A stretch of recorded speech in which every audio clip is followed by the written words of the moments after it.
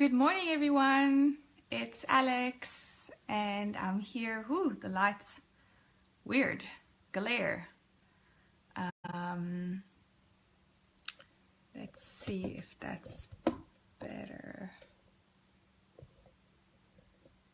Okay, anyway, you can hear me, you can see me.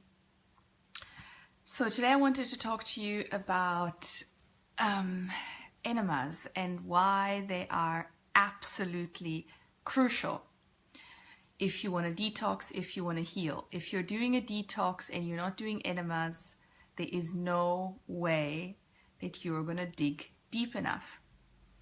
And I mean, I grew up with them, so for me they were never a big deal.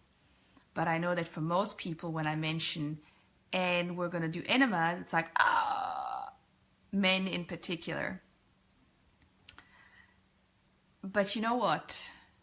Everybody that has worked with me has come to love doing enemas, and they become their new best friend, because an enema is always the answer. If you're cross, if you're in a bad mood, if you're not feeling well, if you're having a healing crisis, an enema is always the answer. When you're feeling stuck, when you're feeling like, I just can't go on like this, all these emotions, do an enema.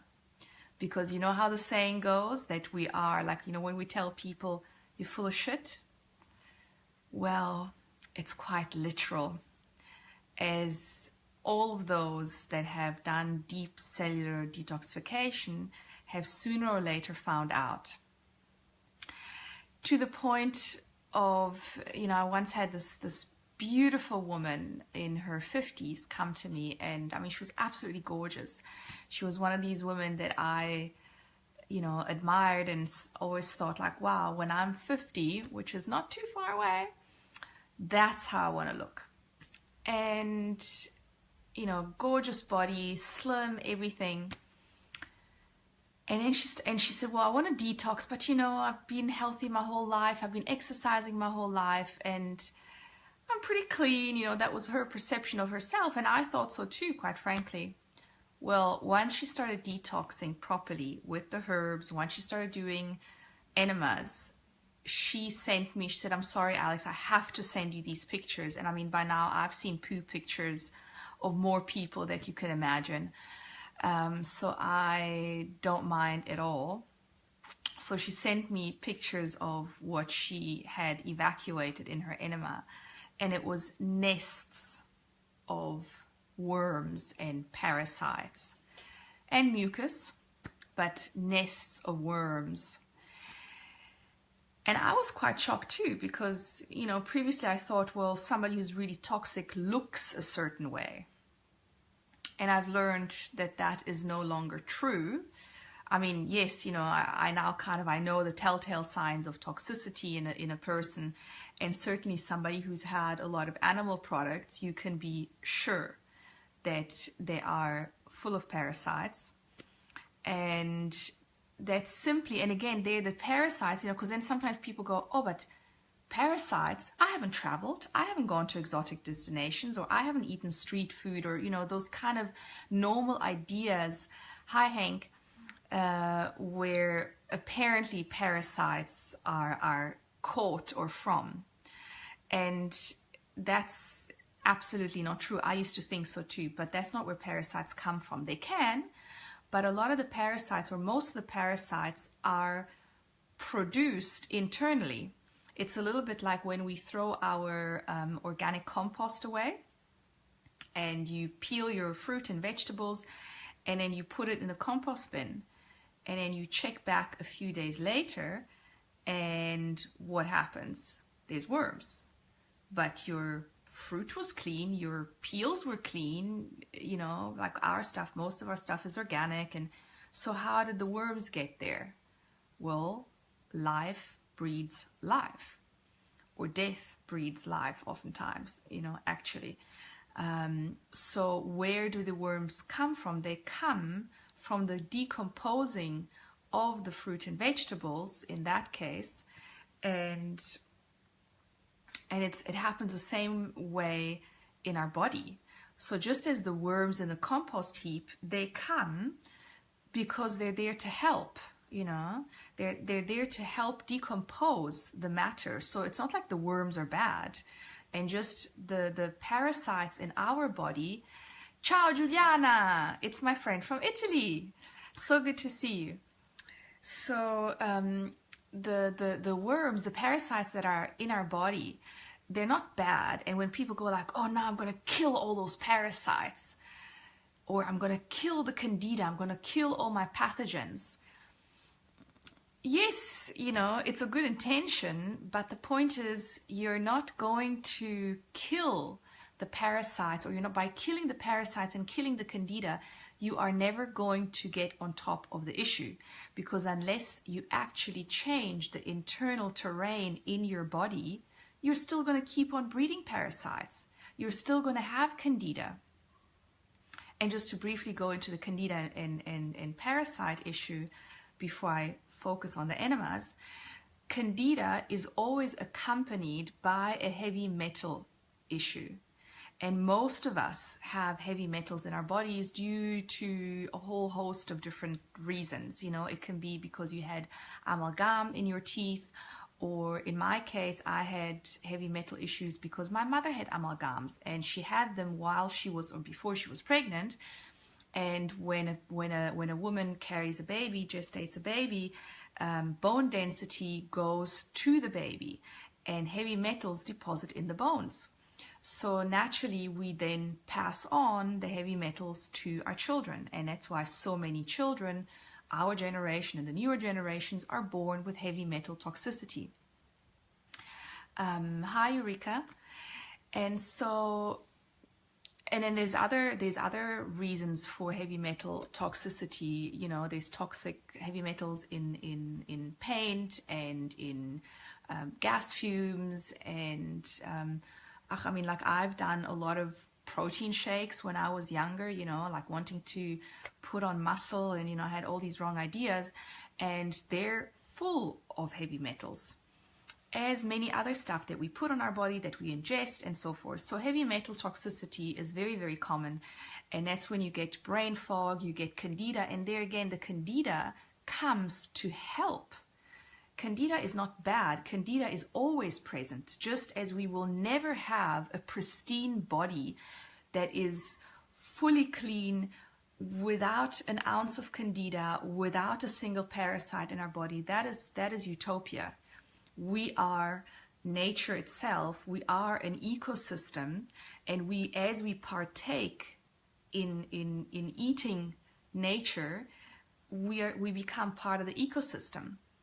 Of course, we can take ourselves part of that whole equation, and a lot of people do that, and more people are doing that by becoming breatharians of varying degree. And it's fine to do it for a period of time, but ultimately being fully embodied does mean being part of the ecosystem. And as much as it's a great tool to know how to be a breatharian, and to know that it's possible, completely shifts your consciousness. But, you know, for example, for me, yes, I know it's possible. Yes, I know I can go for a very long time without food and even without water. But do I, at this stage in my life, aspire to be a breatharian? No. So, you know, it all depends, again, what do you want to achieve? But my point is, parasites and pathogens are completely normal in your body. And they just become a problem when they start overtaking the body. As long as there's a happy dance going, it's all fine. But when they take over, then you know you have a problem, and that is when the body starts feeling run down. You feel a lot of brain fog, you can feel depressed, you can have all sorts of actually hectic mental issues, or you know, it mimics schizophrenia, and it can look like bipolarism. Meanwhile, it's all toxicity built up in the body.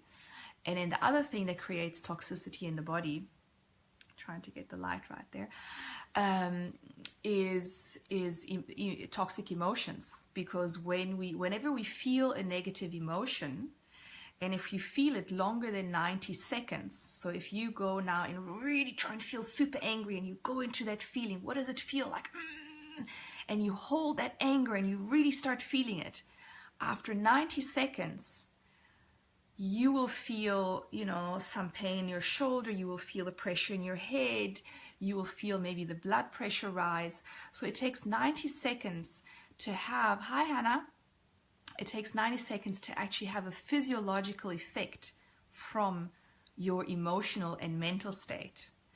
And as we know, most of us, don't change our negative emotional or mental state after 90 seconds. Most of us have been running around with negative mental and emotional states for, a lifetime.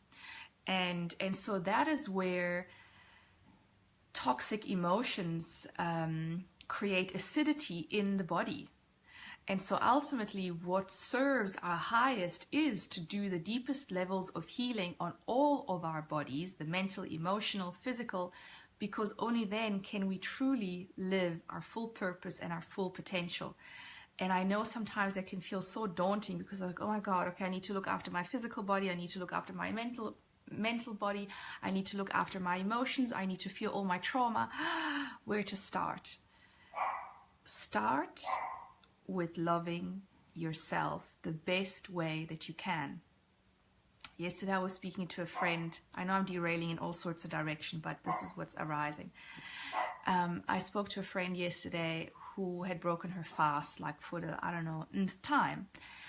And yet she's done long fasts, but she was beating herself up over it. And I said, you know what? Every day is a new day. Every day we are a new mystery, especially when we start doing deep inner work. The easiest thing to do is to remain unconscious, which, let's face it, the vast majority, 99% of the human population is completely unconscious, doesn't even realize how amazing, how incredibly mysterious we are and what's possible, and how we're run, by our woundings, and how when we are wounded we automatically wound others and so forth. Most people don't know that. So already the fact that we are working on this with, yes, in different degrees and as best as we can, but that already means so much. So pat yourself on the back for that and know, okay, I'm doing the work. And yes, is it hard as fuck? Yes, it is. 20 years into this work, I still sometimes go, when I go unconscious, when will it end? Never. This will never, ever end. And what a blessing, because it keeps us humble. It keeps us in the flow, in the dance of life, where we go and we have an involution and then we have an evolution, and we touch bliss and we touch infinity and we touch our full divinity, and then boom, back we go into the fullness of our humanity, and we dance with the shit that we've been given, and we dig up new treasures, and so it goes. And so is there an end? No, there is no end. I think the end is when we stop wishing that there is an end to this. And so as long as you're doing the work, and as long as you take it day by day, and every day you ask yourself, for today, how can I best love myself? Like, what does the best version of loving myself, the highest version of loving myself, what does that look like? And some days it means eating some junk that maybe you haven't had in 20 years because there is a charge there, because there is something there. As long as you do it consciously. Or some days it's okay, today I'm going to fast and I'm going to have a walk in nature, or I'm going to sit with my stuff and not knowing where to position it or what to do. There's always so much emphasis about doing and fixing. And for me, I get most of my insights and transformations when I simply allow myself to rest, when I remember that actually I know I have all the answers already. I know I'm enough already.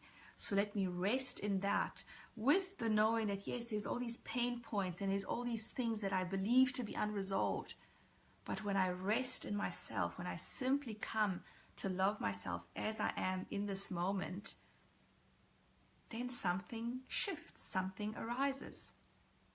So getting back to the parasites and to the pathogens and to the enemas, the big reason why we do enemas is because so much of our gunk is stuck in the colon.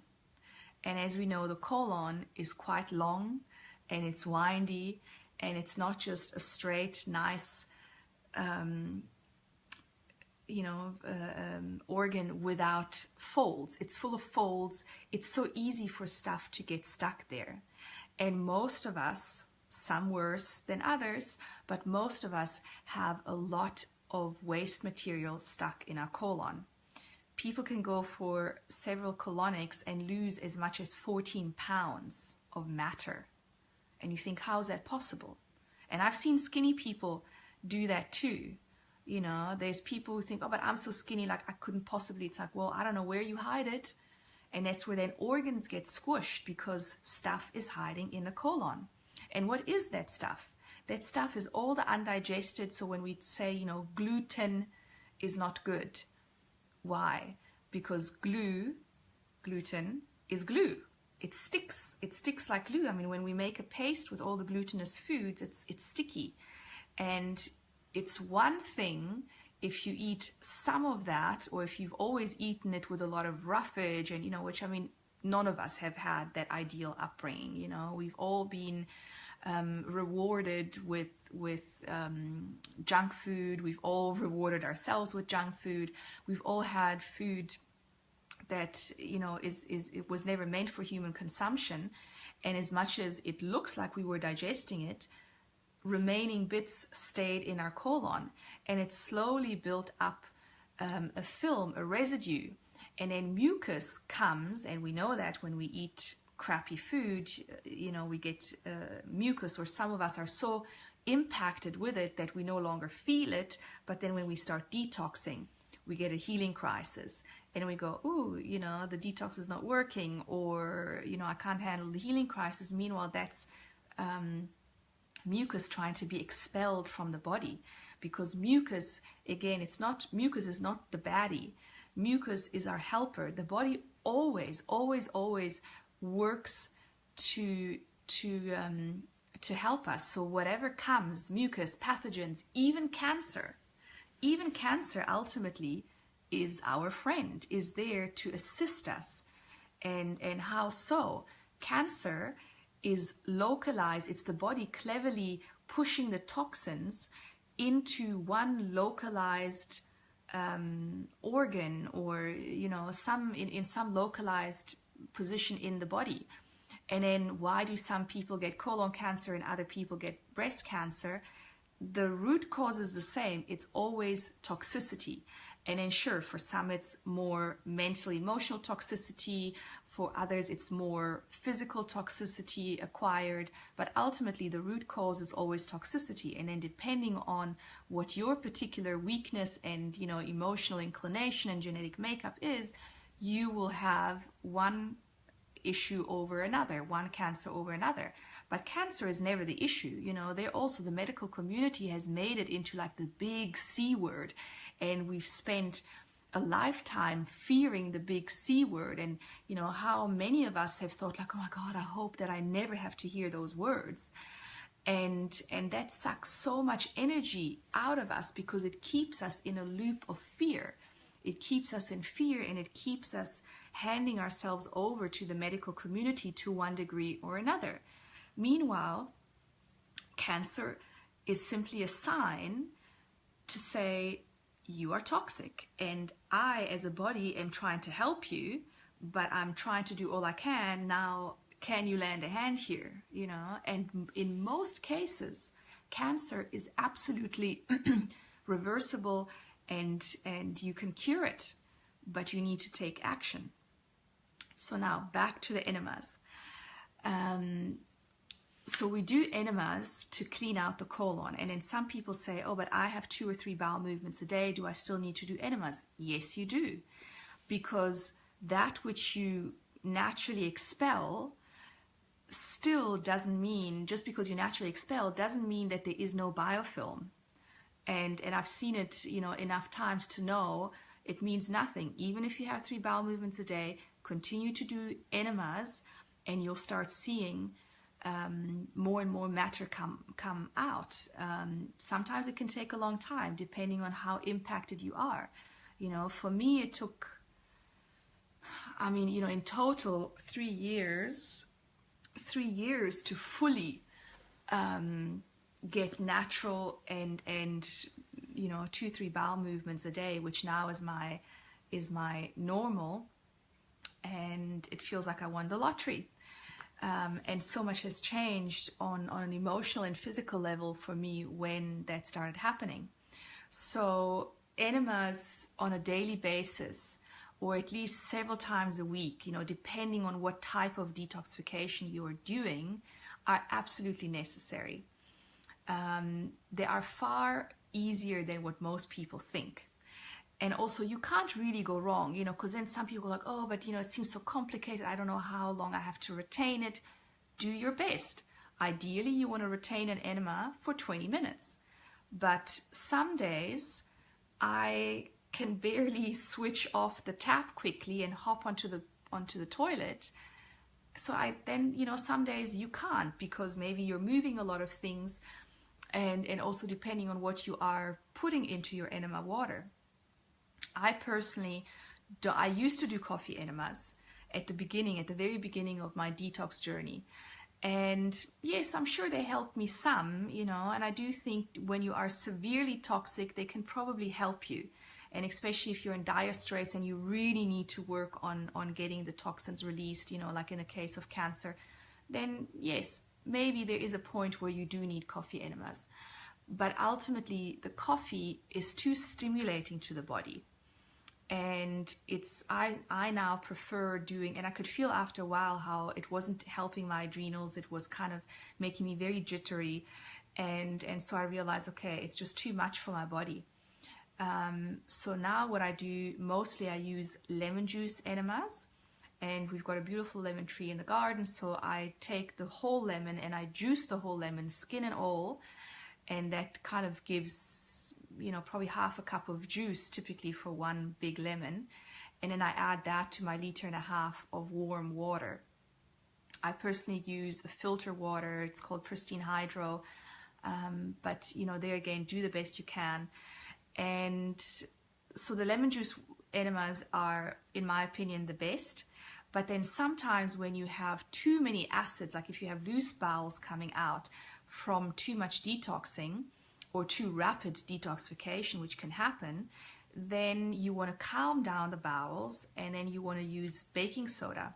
So you can then play around with, you know, 1 tablespoon, 2 teaspoons to 1 tablespoon of baking soda, and use that in your enema water until the bowels come down, like if you're having a lot of acidity. Because some of us have more acidity, some of us have more lymphatic congestion, and then you need more astringent enemas. Another thing that I like to use, and you know, because I like to play with my enemas, and so I do herbal teas. You know, I do different strengths or very strong herbal concoctions, and then I use those in my enema. What's other things that I've played with? I've done green juices. Green juices like wheatgrass or barley grass can also be very beneficial because it remineralizes the colon and obviously the whole bacteria in the gut. Another thing that I've used, I don't know if any of you is familiar with shilajit. Some people call it slightly different, but I mean it's or shilite. It comes from India, and it's basically fulvic acid, which is another thing that you can use in your enemas, like a cup of liquid fulvic acid, and it's also really, really beneficial. So whereas the shilajit has a lot of minerals, so again you are remineralizing your colon. And I'm trying to think, you know, what's the easy way to explain how to do an enema, because for me it's just, I guess it's so natural, I don't see the hurdle. And I do feel in many cases the hurdle is really more mental and emotional, which is something to really look at, because it's like, well, what are you not willing to look at? Like if you're not willing to look at your own poo, you know, that's your crap. That's the stuff that is stuck in you. So don't you want to know what's stuck in you and deal with it and sort of face? And yes, at the beginning of the detoxification journey, it can be humbling and, you know, it can be even, what's the word, like sort of desperational, I don't know, but you get the meaning. To look at that, because like, whoa, look at all the stuff that's stuck in me. I mean, I know for me initially it was like that. And like I said, I was always, you know, oh, but Alex, you're so healthy. Alex knows all about Ayurveda and, you know, da da da da da. And I thought I knew it all and I thought I was doing it all until I started doing enemas.